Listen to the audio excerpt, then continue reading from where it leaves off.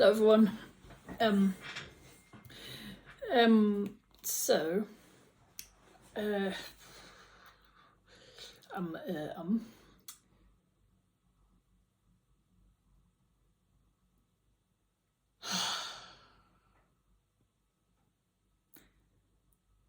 today I want to talk about how when you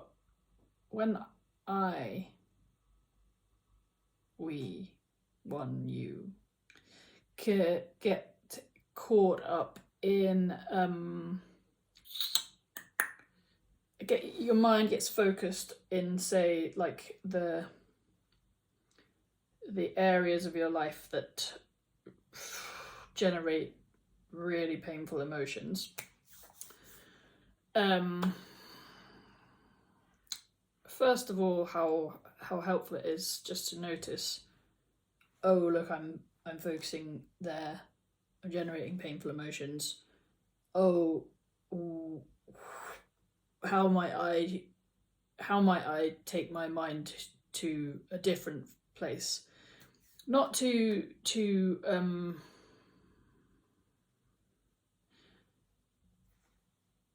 dismiss those emotions or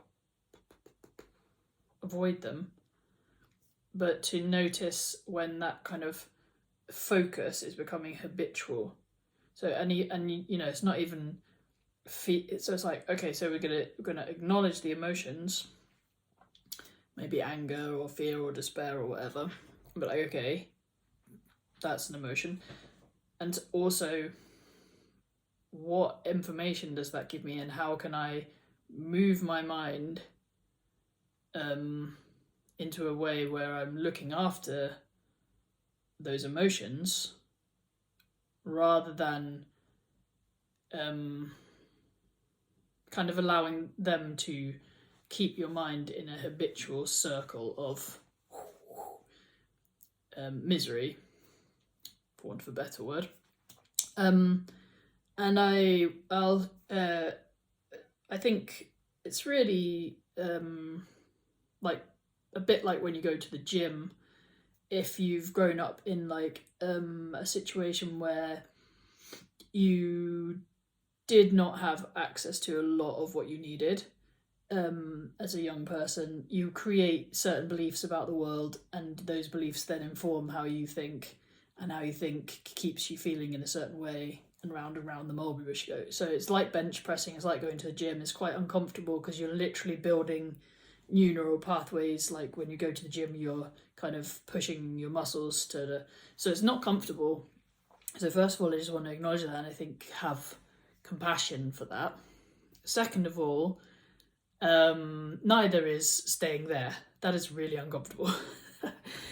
And the belief, first of all, I think the most powerful thing is like to believe that it's possible for you to not live in, and I'm saying this as someone who I've literally been crippled by anxiety, mild agoraphobia, social repulsion,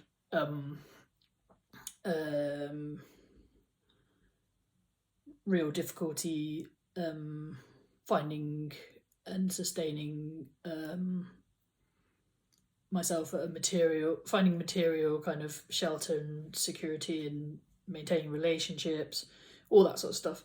And I've had real trouble with my health, and because I formed these beliefs early on in my life, and they were very sort of subconscious, and often just appeared as like physical pain that would come up, or physical fear that would come up when I went towards something new.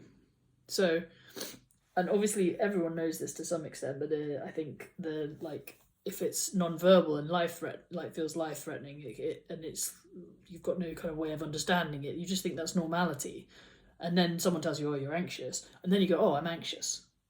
So then you believe you're anxious, which kind of, again, it's like, okay, so I have anxiety, you know, I get anxious. We all experience anxiety at times in life, but I am not anxious. Like, as soon as I buy into that identity, then I'm stuck. So I'm like, okay, no. Sometimes I have a pattern, right? I have a habitual pattern and that's out of balance, right? So how do I shift? Gosh, that's a great question. First of all, because it's inviting your mind to think about something different than whatever the focus is of the next thing that's just completely terrifying and whatever. And it brings back a agency. So how do I shift that? Like, what identity, first of all, would you like to have? And are there places in your life where that exists, and can you find them in tiny ways? So that that's sort of part of this. And this example, like, one of the ways that I found is like when I feel very helpless and I feel really sad as well, because it's like, oh, because of whatever my early experience was, you know, I haven't done this, and this because I had these beliefs, and now, I can get into a pattern of like, woe is me. So then I'm like, okay, well, how do I look at that differently? Like, how can I find like value in my life as it is? How can I honor the journey that I'm on? And also, I pray. And I found that, like, it turns out prayer is like one of my superpowers. So I pray. And I pray for massive things, right? I pray for massive things. I don't pray for, I might pray for small things, but mostly I pray for massive things. Impossible things, right? What else would you pray for? So I give myself up. So I give up, or I just sack off all that identity of like, and I throw myself all that fear. I translate it and I throw it up, and I say, look, help me, help me make a difference. Like, help me see something differently, or help me add value in this world. Like, help me transmute this. Send this back down to me in a way that can make a difference. And so, like, one of the ways that I express prayer is through poetry. And also, so I wanted to share a prayer. I think it's a prayer more than a poem, but it was like a prayer that was all about like seeing my life differently. Like, instead of being focused on all the things that I didn't have, that my ego thinks I should have, or that the society says I should have, or whatever, how can I shift my perspective on my life? So one way I had of doing that was to think about my ancestors, and this is what I came up with. I am the magic spell my ancestors muttered in the dark.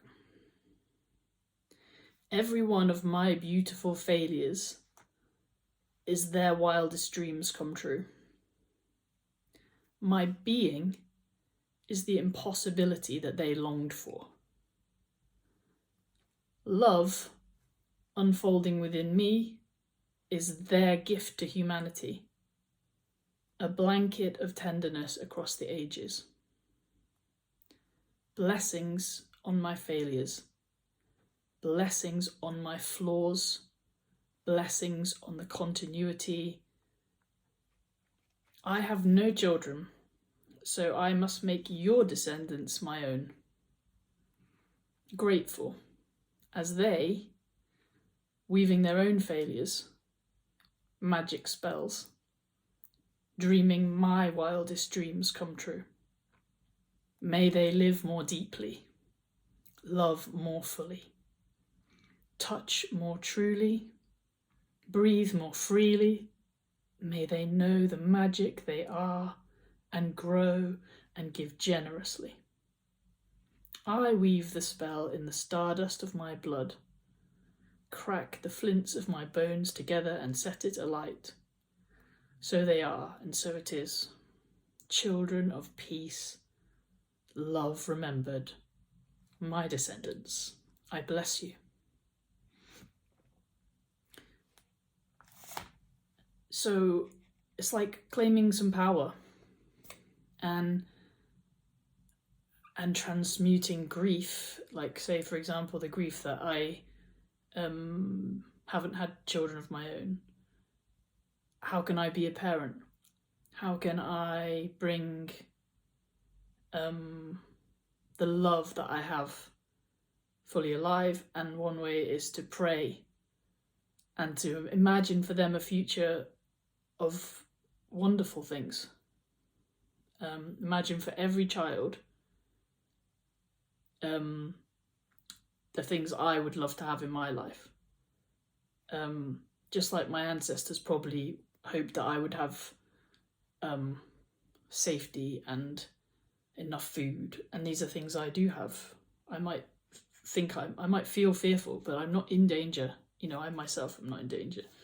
And not everyone has that, you know, so it refocused my energy on not only where I could add value, what power I had in this moment, but also I also gave up power. I'm also giving up power, and I'm asking for empowerment by letting go of my small idea of what I think my life should be and surrendering to what my life is. And then I'm also so grateful, like I'm going to be grateful for the fucking ingenuity and creativity and integration and magic that our children, that the future children of humanity are going to bring to the table, because if we believe in them and we honour and we support their growth and their learning and their magic, instead of trying to force them into the social setup which is fundamentally flawed, that we've been sort of conditioned by, then we're creating a space for them to live a life a better life than we've had. Not to ask them to repeat the same mistakes because we had to go through it, you know. Anyway, so there was a way that this was transformative for me, so I wanted to share it, and it was nice to think, you know, how magical it is just like to be here. Like, what did my ancestors have to survive just that I could be here? And like, maybe that's all they ever wanted. And like, that I get to live in certain freedoms that the women, certainly in my history, never would have had. A lot of the men wouldn't have had. I get to live a longer life. I get to think beyond like surviving every day. Get to dream about the future. I get to, like, so many things I get to do. And I get to be anxious.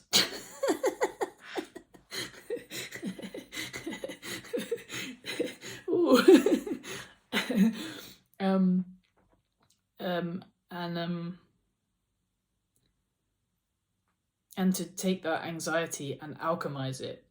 And I actually, there was a great quote I wrote down. There's so many like amazing people doing amazing things and saying beautiful things. Anyway, this was one thing. I think a woman called Annie Brooke, she does really beautiful work about healing developmental trauma. Where's this it? No, you have to bear with me. This is all very real, isn't it? I think that's how I'm gonna have to begin. You know, I certainly, like, if I wait till I'm polished, it ain't gonna happen. Here it is. Here we go. Anxiety is unalchemized enthusiasm. Right? So, next time you feel anxious, like for example, for me, it's like, I really want to share the love that I've got inside me, but it terrifies me because of whatever it's meant to be in the past. We don't need to go there. But the point I'm making is like, what's the enthusiasm that I'm not allowing myself to have? So I'm holding this anxiety because it's like I've got a love of life, a passion for something that's so important to me. I love it so much, and I'm so scared that I'm not good enough for it, or it will disappoint me, or other people will judge it like that, I'm not going to do it. And it's like, this video is like that for me. It's like, here I am, completely raw, completely exposed, because this is how anxious I am. But this is how much enthusiasm I have and how much love I have to give. So if I can take what I see in that, like translate it into, see what it is, it's like, wow. And over time, the intensity of the biological experience hopefully fades. But it's a new thing for me to sort of start sharing what I really love, what really matters to me. It really is a new thing. Yeah. So anyway, here you go. That's this video, and I'll see if I dare to post it. I'm aiming for no more than 15 minutes, but I'm on 16. So I'm gonna go take myself off and comfort my biochemistry, because excitement can be very it needs a little bit of care at this stage, but I just feel so grateful to share with you, so grateful to anyone who's watched this. I want to encourage you to like not give up. It doesn't matter if you get anxious and you don't do something. It doesn't matter, just don't give up, because you're here for a reason, you matter, so don't give up. And it doesn't matter if you fail 1,000 times a day, like, just don't give up, because that's a good life. That's a good life. Okay. Yeah. So lots of love, and bye.